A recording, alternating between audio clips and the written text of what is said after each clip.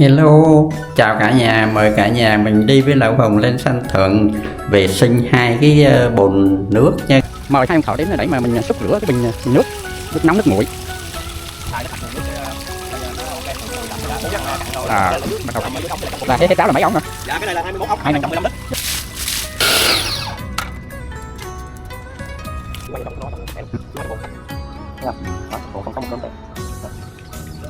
Đây là giờ ráp vô hả? Dạ. Rồi cái cuối cùng.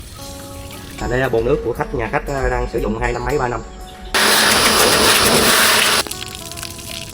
Rồi chào tạm biệt cả nhà nha.